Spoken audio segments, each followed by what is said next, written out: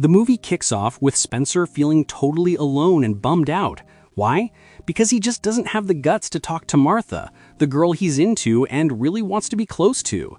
The problem is, he's always felt his real-world self isn't attractive or good enough for her. He gets back home and finds his grandpa Eddie there, who is in complete denial about being old and wants to do a million things he can't anymore. Meanwhile, Fridge, Bethany, and Martha are all trying to get in touch with Spencer, but he's ghosting them. He's totally lost his confidence and feels weak and unattractive. Nothing like his awesome avatar, Dr. Smolder Bravestone, back in Jumanji. So, that night, Spencer sneaks down to the basement, and here's the twist. We find out he'd collected the broken pieces of the game and managed to fix it. In a moment of desperation, he decides to go back into the game, all just to feel like the strong, brave Bravestone again. The next day, the friends meet up at a diner. Martha, Bethany, and Fridge are all asking about Spencer, realizing no one can reach him. He's isolated and probably depressed. They try calling him again, but still no answer. At the same time, an old man named Milo shows up to visit Grandpa Eddie. We learned they were partners 15 years ago, but Eddie can't stand him. Turns out Milo sold the restaurant they built together. Eddie asks him what he's doing there after all these years, but Milo dodges the question and just wants to reminisce. The doorbell rings. Grandpa Eddie opens it, and it's Spencer's friends checking up on him. They look in his room, but he's not there. Suddenly, they hear a strange noise from the basement. The three of them go down and find the Jumanji console running. They instantly realize Spencer fixed the game and went back in. Alone. Martha's determined they have to go in after him and help him, knowing he can't beat the game by himself. She manages to convince them. They use the console and jump back into Jumanji. Well, most of them. Bethany finds herself left behind in the real world with no idea why she didn't get pulled in. Inside the game, Martha and Fridge land. Martha is back as Ruby Roundhouse. She spots Bravestone and thinks it's Spencer, but, plot twist, it's actually Spencer's grandpa Eddie inside the avatar. He got sucked in by accident, and he's not alone. Milo got pulled in too, stuck in the short, weak avatar Mouse Finbar. Just then, Fridge falls out of the sky and lands on Milo, finding himself in the body of Professor Shelley Oberon, the map guy. Fridge is, to put it lightly, not happy about this. Before they can even process this, a giant hippo appears behind Milo, but Martha, Ruby, springs into action and saves him. Fridge tries to explain to Eddie and Milo that this world is incredibly dangerous, but as he's talking, a giant snake strikes him from behind and kills him. He respawns, falling from the sky, having already lost one of his 3 lives. That's when Nigel shows up in a plane. They all climb in and learn that Jumanji is in danger again. The evil warlord Jurgen the Brutal is back with his horde. He stole the Falcon Jewel from the tribe that guards it and hid it in a box, blocking it from the sun. Because of this, a terrible drought has swept over Jumanji, killing the crops and plants. If they don't get the jewel back and return it to the sunlight, it'll be too late. That's their new mission. Nigel gives the map to Fridge, the new Shelley, and tells them they must follow the Gleaming Flame, which will lead them to a special Jumanji berry. Then he drops them out of the plane into the desert. They start walking and find some abandoned dune buggies. Suddenly, an ostrich shows up. Grandpa Eddie, as Bravestone, tries to shoo it away, but the ostrich attacks and kills him. Eddie respawns, falling from the sky, now down 1 life. Before they can react, they see an entire flock of angry ostriches stampeding toward them. They jump into 2 buggies and floor it with the ostriches right behind them. An ostrich grabs Milo, but Eddie catches him and uses Bravestone's smoldering intensity punch to send the ostrich flying. Martha and Fridge's buggy flips, but Eddie swoops in and picks them up. They're headed straight for a massive canyon, but Eddie makes an impossible jump to the other side and they finally reach an oasis. Back in the real world, Bethany is still stuck. She decides to go find Alex, the guy they rescued in the first movie, for help. Alex thinks this is incredibly dangerous, but Bethany insists they're a team, and they have to go in and help. Back in Jumanji, the group enters a tavern in the oasis. A woman in a red dress approaches Grandpa Eddie and starts talking to him. He thinks she's hitting on him, but as soon as she spots Jurgen's men, she slaps Eddie and pretends she doesn't know him. They find out she's Bravestone's ex-lover from the game, and she is the gleaming flame Nigel told them to find. Suddenly, Jurgen the Brutal appears, surrounded by his men. The lights go out, and one of Jurgen's men yells that the key to the jewel box has been stolen. They spot a thief trying to escape, but Grandpa Eddie, trying to be helpful, stops the thief. The thief is shocked to see them because, surprise, the thief is Spencer. That's his new avatar. Jurgen's men grab Spencer and take the key back. Spencer starts to panic, asking for his inhaler, and that's when Martha realizes it's him.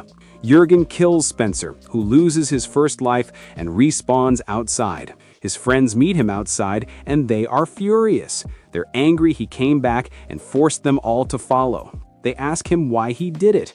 He admits he thought if he came back, he'd get to be the strong, brave Bravestone again, and he just missed feeling that way. Just then, the gleaming flame, Bravestone's ex, finds them and tells them they have to get to Jurgen Fortress and stop him from giving the jewel to the Kabaki brothers, who want to form an alliance.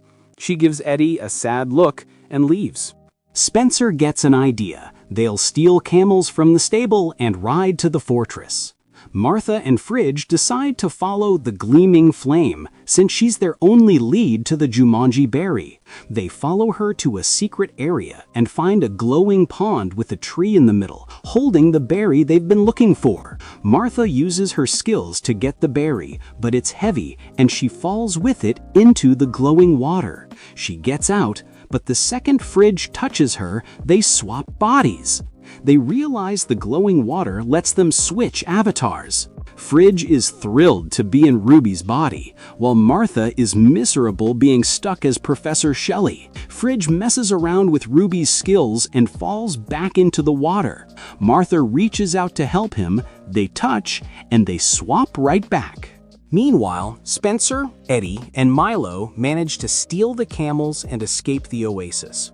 They meet up with Martha and Fridge, but the oasis guards are chasing them. Grandpa Eddie wants to stay and fight, but suddenly, a rocket fires from the oasis and explodes, killing all of them. They all respawn, down another life, get back on the camels, and keep moving. Grandpa Eddie is still fuming about Milo selling the restaurant. They actually get off the camels to fight. Eddie, as Bravestone, punches Milo as Mouse and sends him flying. Milo is now down to his last life. This finally scares Eddie. He backs off, saying it's better to be nice, realizing they could all actually die. They continue until they reach a series of dangerous moving rope bridges they have to cross to reach Jurgen's fortress. As they're trying to figure it out, a horde of rabid monkeys attacks. They run for their lives, jumping from bridge to bridge. After a crazy chase, they make it to the other side, only to find themselves cornered by the monkeys. And that's when Alex appears, riding a black horse. He scatters the monkeys, who are terrified of the horse. And the biggest surprise? Bethany is the black horse. She's able to talk to them through Milo, since Mouse's character can understand animals. They take a break. Grandpa Eddie finally has a real talk with Milo. He asks him again, "Why did you really come to see me?" He can tell Milo is hiding something. And that's when Milo tells him the truth. He's sick, and he doesn't have long to live. He just wanted to make things right with his old friend before he died. They press on and find another glowing pond, just like the first one. They figure they can use it to get the avatars they want. They all jump in. Fridge gets back into the mouse avatar, Spencer finally gets to be Dr. Bravestone again, and Bethany, who was the horse, becomes Professor Shelley. This leaves Grandpa Eddie as the thief, Ming, and Milo stays as the black horse. Spencer is ecstatic to be strong again. He and Eddie go looking for Milo, the horse, but they find that Jurgen's men have captured him, thinking he was just an animal. When the guards see Spencer and Eddie, they captured them too. Alex sees this happen and goes back to tell the others.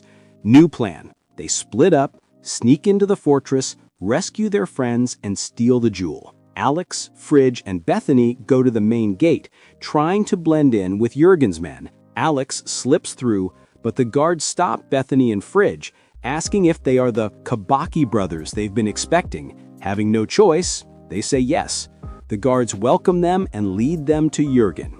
Meanwhile, Spencer and Martha are climbing the icy cliffs on the back of the fortress. As they climb, Martha finally asks Spencer why he was avoiding her. He confesses his insecurity, admitting he thought she was into the strong Bravestone avatar, not the real him. That's why he came back. But Martha tells him she loves him, the real Spencer, and that real strength is about being able to be vulnerable with someone. Spencer is relieved to hear this. They reach the top and find the cell holding Grandpa Eddie. Spencer uses his super strength to rip the door off, freeing him. At the same time, Alex finds and frees Milo, the horse. In the throne room, Fridge and Bethany, as the Kabaki brothers, are brought before Jurgen, who is wearing the falcon jewel around his neck. Jurgen asks them where their sister is, the one he's supposed to marry in exchange for the jewel. Fridge and Bethany don't know what to say. Jurgen gets angry, and just as he's about to kill them, Martha shows up, pretending to be their sister. But the plan immediately fails. A messenger arrives, telling Jurgen the real Kabaki brothers are running late.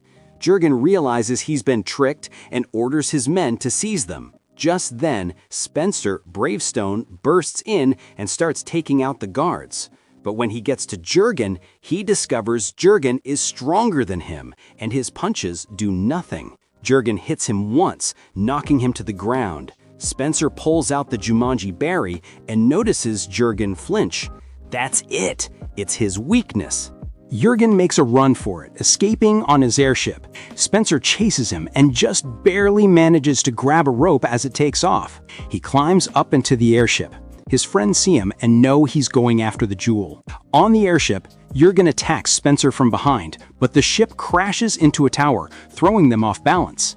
Spencer seizes the moment and shoves the Jumanji berry into Jurgen's chest. It weakens him, and Spencer unloads on him, and they both fall from the airship. As he falls, Spencer grabs the jewel in one hand and catches a rope with the other.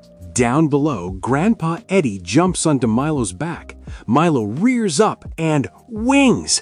The black horse avatar can fly! They soar into the air and catch Spencer just in time. He throws them the jewel, yelling at them to fly it into the sun.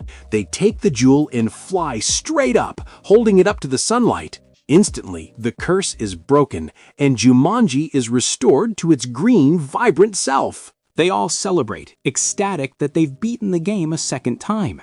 Nigel appears, congratulates them, and takes the jewel to return it to the tribe. He holds out his hand to send them home. But right then, Milo communicates through Fridge. He's decided to stay in Jumanji as the flying horse. If he goes back to the real world, he'll die from his illness. Grandpa Eddie says a heartfelt goodbye to his friend. Milo spreads his wings and flies off into the sky, happy to be alive again. The rest of the team takes Nigel's hand and leaves the game. They're back in the real world, safe and happy. Martha hugs Spencer. Later, they all go to the diner together, promising to always stay a team. And that's how the second movie ends.